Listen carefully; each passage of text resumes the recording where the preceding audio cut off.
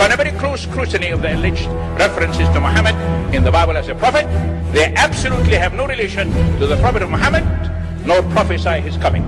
Muhammad is not mentioned in the Old Testament. Muhammad is not mentioned anywhere from Genesis to Revelation. Muhammad is God's true messenger. That's a joke.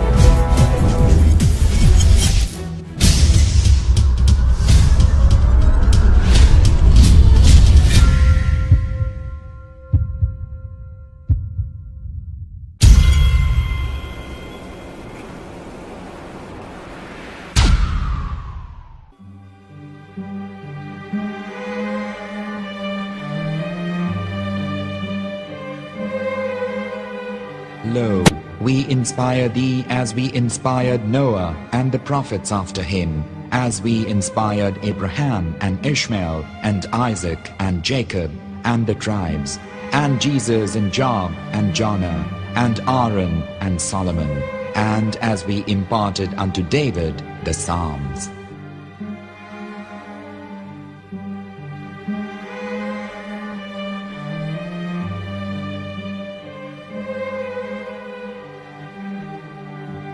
The verse we've just heard is from chapter 4 of the Quran.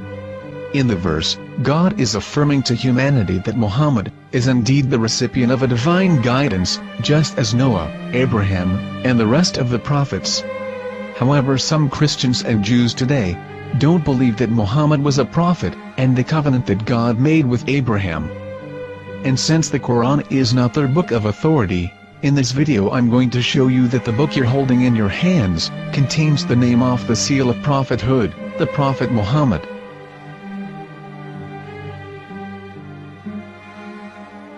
As known, the Old Testament was preserved in the Hebrew language. In the 5th chapter of the Shir HaShirim, which is one of the 5 Megillat or sacred scrolls that are part of the Hebrew Bible, or for short the Song of Solomon, as Christians know it today. That chapter is discussing someone.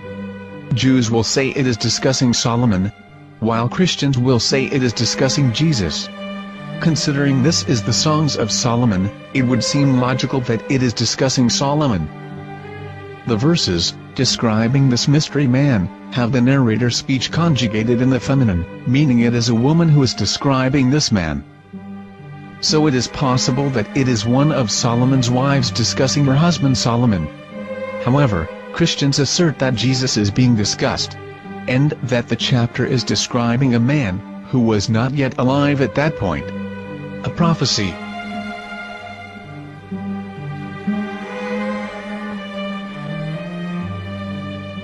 In reading the English translation of Song of Songs 5:16, it finishes the description by saying, "He is altogether lovely," but what most people don't know is that the name of that man was given in the original Megillat. Here is verse 16, and how it is written in ancient Hebrew, before introducing the vowels, in the 8th century. From the Hebrew Bible, on scripturetext.com. Here is the word in question. This word is made of 4 letters. Mem, Het, Mem, Dalet. Now when reading the word as it is written in its original form, with no vowels, it can be read as Muhammad, which is the name of the Muslim prophet, or as Mamad with no A after the H. According to Ben Yehuda's Hebrew English Dictionary, it is correctly pronounced as Muhammad, not Mamad. So how we're going to know for sure if it's pronounced as Muhammad, the Muslim prophet, or as Mamad, a random Hebrew word? The only way is to give the verse to a rabbi and say to him, "Please read." Here is the Song of Songs 5:16, and how it is read by a rabbi from a Hebrew Jewish site. Please notice, the im in Hebrew is a plural of respect.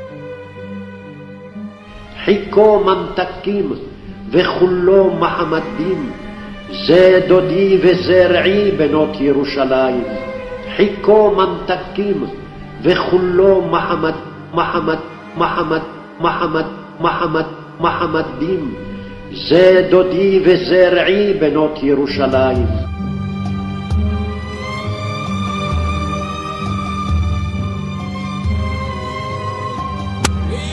Coming out from the darkness, there are no other gods but God, and Muhammad is his messenger.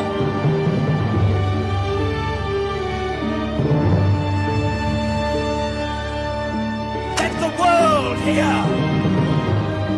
חיכו ממתקים וכולו מחמדים, זה דודי וזה רעי בנות ירושלים.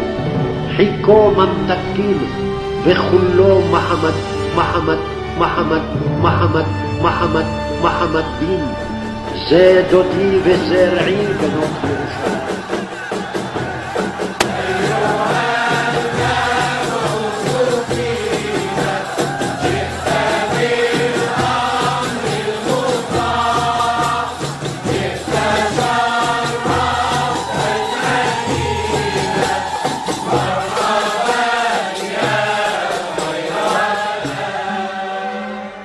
Here is the famous SDL translation tool, which includes a professional human translation, as well as an online translation.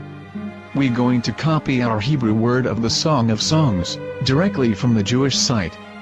It's the same site, where you can hear the rabbi reading the verse in Hebrew. All links are in the description, so, we're going to copy the word and paste it, and ask, please translate. Are they going to translate the meaning of the name of that person? As the Bible translators did. Which is the praised and the lovely one, or are they going to keep the name as it is? Well, see it yourself. Here is the World Lingo Translator. The result is the same. It's Muhammad. We have no right. We have no right to translate names of people. Anybody. Your name should be retained. Mr. Black is Mr. Black, though he's white. You have no right to translate names of people. But they have been doing that. Muhammad they translated as altogether lovely. But the word Muhammad is there in the Hebrew language. The word Muhammad is there in the Hebrew language.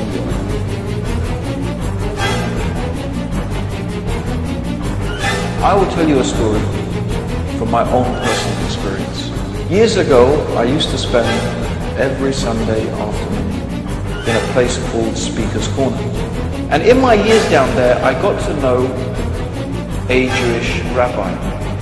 He was a very nice man. He used to listen to me, and he was always very polite and talked about Islam in a very nice way.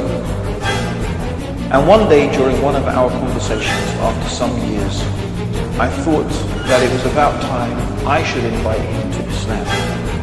So I said to him, you know, my friend, we have been talking now for many years, and even you have admitted to me that Muhammad is a prophet. So why then do you not embrace Islam? He said to me, we Jews, we never change our religion. I said, but half of the rabbis of Medina became Muslim. He said, that is true, but still, we Jews never change our religion. I thought, what can I say to him? He looked at me and said, listen to me, my friend.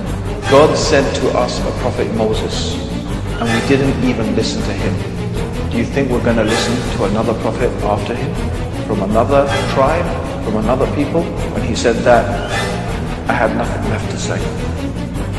He knew that Muhammad was a prophet. In fact, another rabbi also came up to me and he said to me, we know Muhammad is a prophet, and he quoted to me a passage from the Bible